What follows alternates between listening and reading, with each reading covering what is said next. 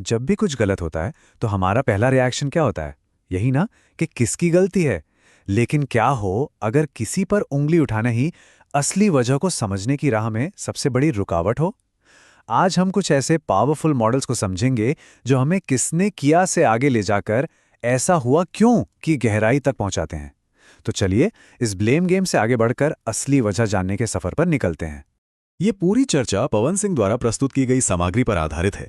अगर इसके बारे में और जानकारी चाहिए तो उनकी कॉन्टैक्ट डिटेल स्क्रीन पर दी गई हैं। देखिए, किसी भी सेफ्टी सिस्टम का जो फंडा है ना, वो एक बहुत ही सीधी सादी लॉजिक चेन पर टिका होता है। हादसों को रोकने के लिए हमें उनकी वजहों को समझना होगा, और जब वजह समझ में आ जाएंगी तभी हम उन सेफ्टी बैरियर्स यानी सुरक्षा दीवारों को मजबूत कर पाएंगे जो हमें बचाती हैं। और जाहिर है, मजबूत दीवारें ही हादसों को रोकती हैं। यही है सेफ्टी मैनेजमेंट का मूल मंत्र। और यहीं से असली चुनौती शुरू होती है। किसी एक इंसान को जिम्मेदार ठहरा देना बहुत आसान है, लेकिन ऐसा करने से हम उन सिस्टमैटिक कमजोरियों को कभी नहीं देख पाते जिनकी वजह से वो हादसा मुमकिन हो पाया। आज हम जिन मॉडलों की बात करने वाले हैं वो हमें इसी ब्लेम गेम से बाहर निकालकर गहरी समझ की ओर ले जाते हैं। तो चलिए एक जासूस की तरह सोचना शुरू करते हैं। हमारे इन्वेस्टिगेटर टूल किट में जो सबसे पहले औजार हैं वो हमें सतह पर दिख रहे लक्षणों से परे ले जाकर सीधे प्रॉब्लम की जड़ तक पहुंचाते हैं। हमारा पहला और सबसे सीधा टूल है 5 वाई एनालिसिस। इसका फंडा बिल्कुल आसान है। किसी भी समस्या की तह तक जाने के लिए बस बार बार क्यों पूछते जाओ, बिल्कुल उस बच्चे की तरह जो हर चीज के पीछे का कारण जानने को बेताब रहता है। और जानते हैं, इसकी असली ताकत इसकी इसी सादगी में है। और इसकी प्रक्रिया बड़ी मजेदार है। आप एक प्रॉब्लम से शुरू करते हैं, फिर पूछते हैं ये क्यों हुआ।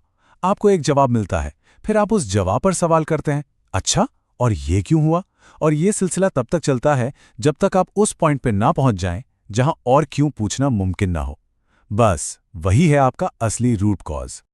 लेकिन तब क्या, जब समस्या थोड़ी पेचीदा हो और उसके कई संभावित कारण हो? तब काम आता है फिशबोन डायग्राम, जिसे इशिकावा डायग्राम भी कहते हैं। ये एक जबरदस्त ब्रेनस्टॉर्मिंग टूल है जो सारे के सारे संभावित कारणों को एक जगह बड़े ही व्यवस्थित ढंग से दिखाता है। फिशबोन एनालिसिस को और असरदार बनाने के लिए हम आमतौर पर 6 कैटेगरीज का इस्तेमाल करते हैं, जिन्हें कहते हैं 6 M's। मैन यानी इंसानी पहलू, मशीन यानी उपकरण, मेथड यानी काम करने का तरीका, मटेरियल यानी इस्तेमाल होने वाला सामान, एनवायरनमेंट यानी माहौल, और मेजरमेंट यानी हमारे माप। ये 6M एक चेकलिस्ट की तरह काम करते हैं ताकि कोई भी एंगल छूट ना जाए। तो ठीक है, हमने वजहें ढूंढना तो सीख लिया, लेकिन एक बड़ा सवाल है, ये वजहें आखिर दुर्घटना में बदलती कैसे हैं? अक्सर इसका जवाब हमारी अपनी बनाई सुरक्षा की दीवारों में छिपी दरारों में ही होता है। अब हम इन्हीं दीवारों का विश्लेषण करेंगे। स्विस चीज मॉडल एक कमाल का कॉन्सेप्ट है। जरा सोचिए कि आपके सेफ्टी सिस्टम्स स्विस चीज के स्लाइस की तरह हैं। हर स्लाइस में कुछ कमजोरियां हैं, यानी कि छेद। आमतौर पर एक परत का छेद दूसरी मजबूत परत से ढक जाता है, लेकिन कभी-कभी किस्मत से ये सारे छेद एक लाइन में आ जाते हैं और खतरे को सीधा रास्ता मिल जाता है जो एक बड़े हादसे में बदल जाता है। इसका सबसे बड़ा सबक यह है, हादसे कभी भी एक गलती का नतीजा नहीं होते। अगला जबरदस्त विजुअल टूल है बो टाई मॉडल। इसका ये नाम इसके शेप की वजह से है। देखिए, बीच में है वो अनचाही घटना जिसे हम रोकना चाहते हैं। इसके बाईं तरफ वो सारे कंट्रोल्स हैं जो घटना को होने से रोकते हैं, और दाईं तरफ वो सारे कंट्रोल्स हैं जो अगर घटना हो भी जाए तो उसके असर को कम करते हैं। तो यहां सबसे जरूरी बात है इन दो तरह के कंट्रोल्स के बीच का फर्क समझना। प्रिवेंटिव यानी निवारक कंट्रोल प्रोएक्टिव होते हैं, ये आग लगने ही नहीं देते। वहीं मिटिगेशन यानी शमन कंट्रोल रिएक्टिव होते हैं, ये आग लगने के बाद उसे फैलने से रोकते हैं। एक मजबूत सेफ्टी सिस्टम में इन दोनों का सही बैलेंस होना बेहद जरूरी है। अब चलिए कुछ और एडवांस टूल्स की बात करते हैं। ये उपकरण फॉर्मल लॉजिक का इस्तेमाल करके किसी भी विफलता के हर एक संभावित रास्ते और उसके अंजाम का पूरा नक्शा तैयार कर देते हैं। यहाँ हम 2 बहुत ही शक्तिशाली तकनीकों को देख रहे हैं, फॉल्ट ट्री एनालिसिस यानी FTA और इवेंट ट्री एनालिसिस यानी ETA। ये दोनों एक दूसरे के पूरक हैं। समझिए, एक ही सिक्के के 2 पहलू, एक पीछे की ओर देखता है तो दूसरा आगे की ओर।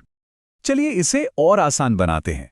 फॉल्ट ट्री एनालिसिस में हम एक बड़ी तबाही से शुरू करते हैं। मान लीजिए टैंक में ब्लास्ट, और फिर पीछे की ओर जाते हुए पूछते हैं, ऐसा होने की क्या-क्या वजहें हो सकती थी। इसके ठीक उल्टा इवेंट ट्री एनालिसिस में हम एक छोटी सी शुरुआती गड़बड़ी से शुरू करते हैं, जैसे एक वॉल्व फेल हो गया, और फिर आगे की ओर बढ़ते हुए पूछते हैं, अगर ऐसा हुआ तो इसके बाद क्या-क्या हो सकता है। तो ये है एक सेफ्टी इन्वेस्टिगेटर का पूरा टूलकिट, 5 वाई और फिशबोन से लेके स्विस चीज, बोटाई और फॉल्ट ट्री तक।